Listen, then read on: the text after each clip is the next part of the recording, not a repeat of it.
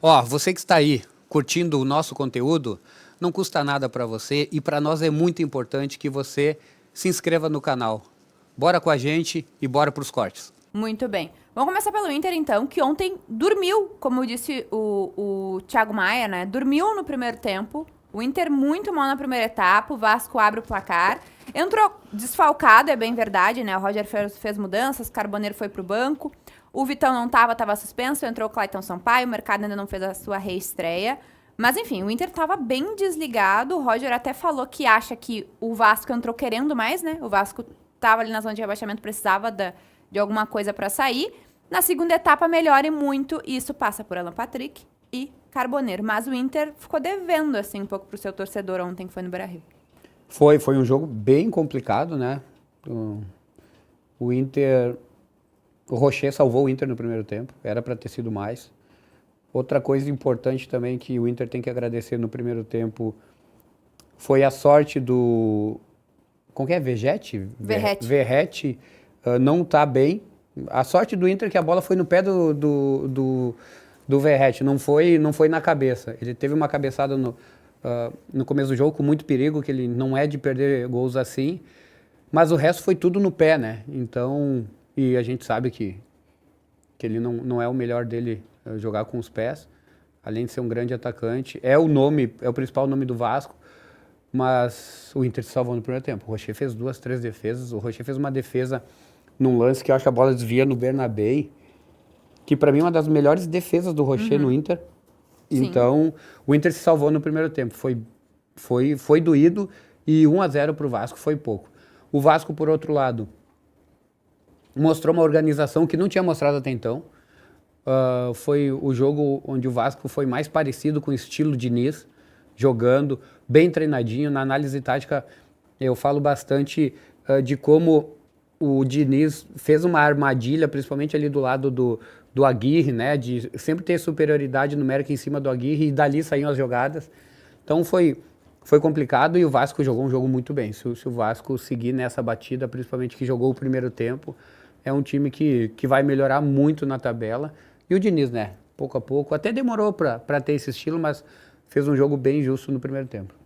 Muito bem. O Inter dormiu bastante, né? O Diniz estava bem, o Roger elogiou o Diniz. O próprio Diniz se elogiou o trabalho do Vasco, disse que esse Vasco que ele está trabalhando é um dos times que ele já fez que mais são trabalhadores mesmo, assim, que são esforçados. Isso passa ontem no Inter, é claro. A gente tinha falado do Roger, daqui a pouco a gente vai mostrá-la aí, que o Roger, ele explica, assim, por onde ele acha que passou esse empate, talvez com um gostinho de que poderia ter sido uma vitória, né? Porque o Inter cresce muito ali no segundo tempo. Principalmente depois que fica com um homem a mais, né? Depois a gente vai falar sobre esse lance polêmico, Léo Jardim, justa expulsão ou não. Isso. É o lance de arbitragem da rodada. Mas esse jogo... A gente tem algum destaque positivo pra dar desse jogo, eu acho que ele é Carboneiro, né? Porque quando ele entra, ele é um cara que ainda não tem derrotas jogando pelo Inter. É verdade, né? Se tivesse mais 5 minutos ontem, eu acho que o Inter venceria o jogo. Aí, tipo assim, da mesma forma que pessoas reclamaram de como o Inter começou o jogo, né? Aí bota a culpa nos jogadores, aí bota a culpa no treinador por causa da escalação. Eu soube que o Carboneiro disse que estava com dores musculares, por isso foi poupado. E aí o que eu vejo? O Roger conserta o time, principalmente deve ter dado um puxão de orelha, e aí é outro jogo. Outro jogo completamente, é outro Inter. Aí todo mundo se pergunta, por que não começou assim o jogo, né? Tem coisas que não se explicam, né? Tem coisas que não se explica, a gente faz a pergunta. Eu cansei de me fazer essa pergunta quando eu jogava, no qual o time, e eu também, estava em campo, não ia, depois despertava, era uma loucura. Não tem coisas que somos seres humanos, não tem explicação. E o segundo tempo aí, se o Vasco poderia... Se o resultado do primeiro tempo correto seria, sei lá, um 2, 3-0 para o Vasco, o segundo tempo era para ser um 5 para o Inter, né? O Inter jogou muito bem, o Inter... Não, voltando ao primeiro tempo, mesmo o Inter não jogando bem no primeiro tempo, o Inter teve 2 bolas na trave. Né? O Inter não acordou no segundo tempo. Assim, né? O Inter não acordou no segundo tempo, o Inter acordou depois que tomou o primeiro gol. E teve três lances claros de gol, que foi... Qual o nome do menino ali, o que chutou, que o Léo Jardim fez uma defesa impressionante? Raikkonen? Não. É o Matias, pode ser? Não. O que começou jogando na ponta? Gustavo Prado. Gustavo Prado.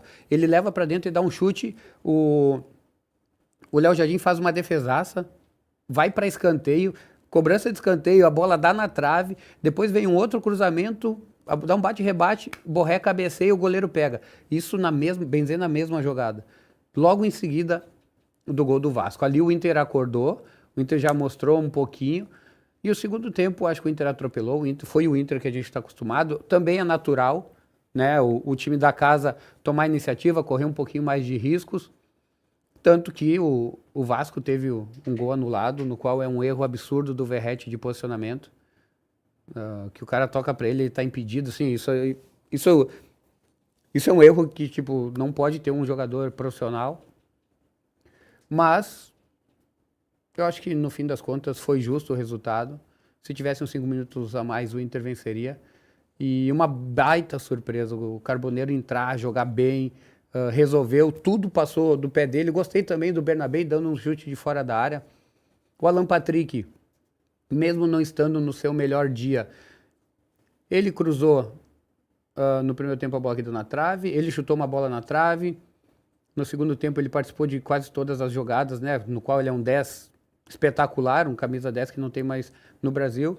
Então eu penso por esse lado, o Inter, sei lá, jogou uns 60% da sua capacidade e mesmo assim, no fim do jogo, teve chance de vencer. Vamos com a palavra do Roger, então, porque ele classifica esses primeiros 30 minutos do Inter contra o Vasco como os piores 30 minutos do Inter no ano. No primeiro tempo a gente resolve, né? Mas o nível de concentração, né, que a gente não teve até os primeiros 30 minutos são vocês que tem que voltar com um nível de concentração alto. Né? Então eu louvo novamente, mais uma vez, a gente ter conseguido se manter no jogo, ter uma grande recuperação em praticamente 60 minutos da partida. Ficamos na partida, amassamos o adversário, bola na trave, muitos tipos de finalização, defesas do goleiro. Porém, isso, né, pode fazer com que a gente leve desgaste para o jogo seguinte, né, porque se faz muita força. Né? Então, talvez esses 30 minutos tenha sido o pior 30 minutos desse um ano inteiro, né, à frente do Internacional. Né? E ficou muito claro, né, que o nível de prontidão que o Vasco entrou disputando já essa partida, estando na zona de rebaixamento, foi diferente do nosso, até os 30 minutos. Né? O que poderia, né, com as chances criadas pelo Vasco, ter determinado o placar da partida até os 30 minutos. A partir dos 30 a gente voltou, o ajuste que eu consegui fazer no campo deu um equilíbrio maior. É muito difícil sempre jogar com o estilo do Diniz, muito difícil. Geralmente ele vai ter o controle da bola, né, e mesmo assim o gol nós tomamos numa jogada de contra-ataque, né, nós estávamos com a bola, né, não foi nem na jogada em construção no modelo de jogo do Diniz. Então o prejuízo que a gente pode ter é levar algum nível de desgaste para o próximo jogo, Zé. E concordo, acho que tem semelhanças, né? Talvez o jogo até contra o Nacional, não sei se é esse jogo que você está se referindo.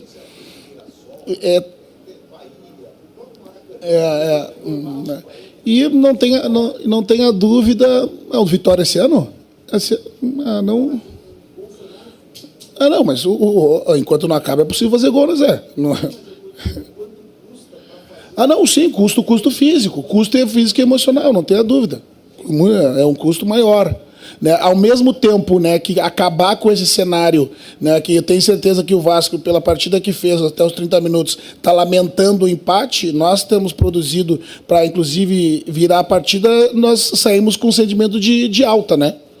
Então, ao mesmo tempo que tu leva desgaste físico, o emocional ele vira a seu favor, né, quando tu consegue uma reversão de expectativa dentro da mesma partida.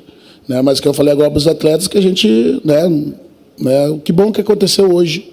Eu tenho certeza que isso faz com que a gente entre os jogos decisivos aí 100% desde o primeiro minuto. Precisou se ligar o Inter. Tu concorda com o Roger que esses primeiros 30 minutos de ontem são os piores 30 minutos do Inter no ano? Eu não tinha pensado por essa maneira, né? Por esse lado. Mas se o Roger falou e ele tá ali... E ele meio que dá a entender que o Inter entrou querendo menos do que um Vasco que precisava muito mais, porque tá numa crise, né? E se justifica. Claro que quando entra em campo, não tem um querer mais que o outro. Mas da mesma forma que tem jogos que o Inter entra melhor, tem horas que o outro time vai entrar melhor. E teve uma surpresa do Vasco. Foi uma surpresa o Vasco jogar como jogou. E tanto que o Diniz se surpreendeu. E claro, como o Inter estava um pouquinho abaixo, um pouquinho não, o Inter jogou bem abaixo esses primeiros 30 minutos da sua capacidade. Se o Roger falou isso, eu assino embaixo, quem sou eu para discutir. E uma coisa importante, que bom que aconteceu agora, né? Sim. Não tem que estar fazendo tempestade em copo d'água. O Inter, desde que voltou da Copa do Mundo de Clubes, é um Inter bem melhor do que da parada. O Inter tem 10 pontos em 4 jogos, o Inter está invicto nessa volta. Então, pezinho no chão, quem está reclamando aí, segura um pouquinho a onda, porque tem um jogo super importante. E uma coisa é clara, se o Inter jogar o que jogou nesses 30 minutos, se for assim contra o Fluminense, talvez o Inter não tenha chance de virar, por mais que o Fluminense não esteja bem nessa volta aí da Copa do Mundo de Clubes. O Fluminense já mostrou que tem mais time. Ele perdeu o melhor cara, né, que é o Arias, assim, ele perdeu o coração do time, o que fazia a máquina funcionar, mas é um time bem melhor que o Vasco e é um time que na temporada mostrou muito mais que o Vasco, né? O exemplo, a comparação dos dois clubes já responde por si só, então o Inter tem que estar muito ligado, é um jogo super importante. E por mais que o Fluminense não tenha vencido ainda nessa volta, se o Inter jogar o que jogou, o Inter não ganha. O Inter tem que aumentar o nível para a quarta. Galera, seguinte, você tá aqui curtindo o nosso conteúdo, curte esse vídeo, te inscreve no canal, ativa o sininho. Isso é muito importante para o nosso conteúdo de qualidade chegar a cada vez mais gremistas e colorados e também torcedores do mundo inteiro. O teu like não custa nada. Te inscreve no canal, ativa o sininho e vem com a gente na 4D TV.